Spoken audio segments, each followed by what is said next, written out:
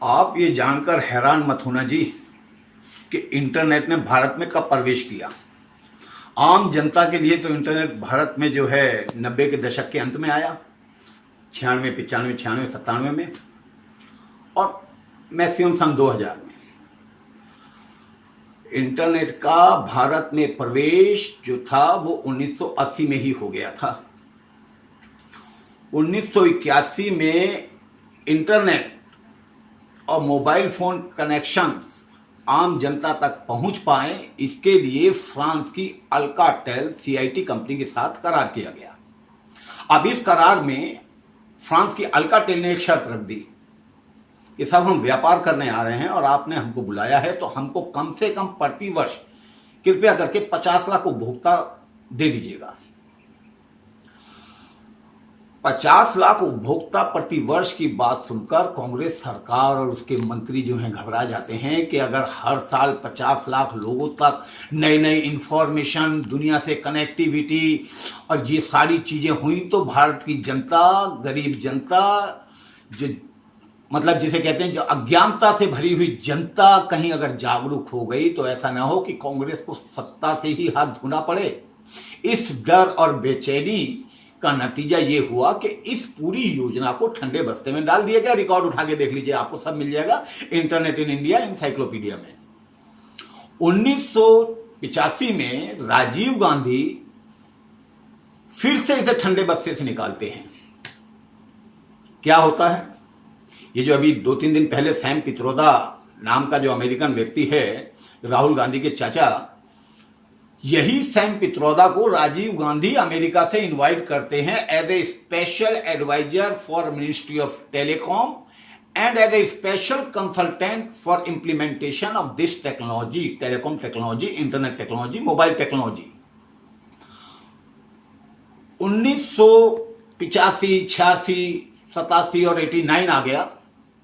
ये लोग इस तकनीक को फैलाने के नाम पर, इस तकनीक को किस तरह से इंप्लीमेंट करना है उसमें ही इन्होंने 4-5 साल निकाल दिए। जो मलाई बची थी, जो मलाई इसमें दिख रही थी, सब अपनी अपनी जेबें भर रहे थे जी, अपनी अपनी पॉकेट को भर रहे थे, लेकिन तकनीक जनता तक नहीं पहुंच पाई।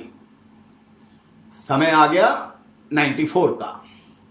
पीवी नरसिम्हा राव ने फिर 86 से 94, 9 साल बाद इस तकनीक को वापस निकाला, क्योंकि एक दबाव भी था यूनाइटेड नेशन का। जब आपके इंटरनेशनल एग्रीमेंट होते हैं तो ऊपर इंटरनेशनल एजेंसीज जो हैं वो आपके साथ में इसको फॉलो करती हैं। तो जब फॉलो किया गया तो हड़बड़ाहट में इसको लॉन्च किया जाता है 15 अगस्त 1995 को।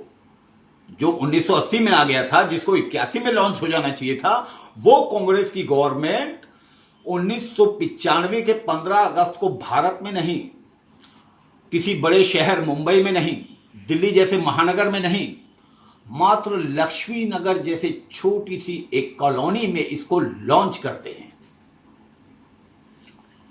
और ये जो टेक्नोलॉजी होती है इसकी कीमत इतनी बहुत ज्यादा, आप में से कई लोग जानते होंगे, जब 16 रुपए, 18 रुपए, 20 रुपए एक कॉल का हुआ करता था प्रति मिनट। अगर आपको बात करनी है तो 16 से 18 रुपए आपको प्रति मिनट पे करना होगा। ये हालात थी कि 3 लाख लोगों ने जो इस टेक्नोलॉजी को अपनाया, इंटरनेट, मोबाइल फोन, वो सारे के सारे अमीर लोगों में से थे।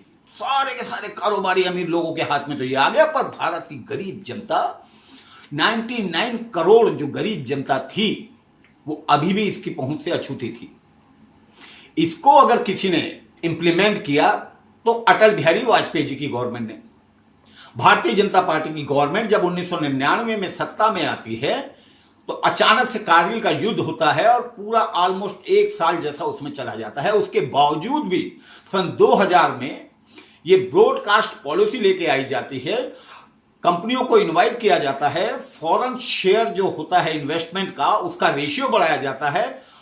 और मजे की बात देखिए, मात्र 1.5 वर्षों में मार्च 2002 तक जो 3 लाख की संख्या थी वो पहुंच गई 3 करोड़ 70 लाख यूजर तक, उपभोक्ताओं तक। तो ये फर्क है करप्ट कांग्रेस, भ्रष्ट कांग्रेस और भाजपा गवर्नमेंट के बीच में, जो गरीबों तक तकनीक, गरीबों तक जितनी भी सुविधाएं हैं, जो सुविधाएं एक अमीर व्यक्ति भोग रहा है, उसी सुविधाओं का उपभोग एक गरीब व्यक्ति करे, इसके लिए ऐसी पॉलिसी बनाई जाती है, उसके ऊपर फटाफट से इंप्लीमेंटेशन भी होता है। जो 20 साल में कांग्रेस सरकार नहीं कर पाई, वो भाजपा की गवर्नमेंट 2 साल में करके दिखा देती है। यह है भाजपा और कांग्रेस का अंतर। धन्यवाद।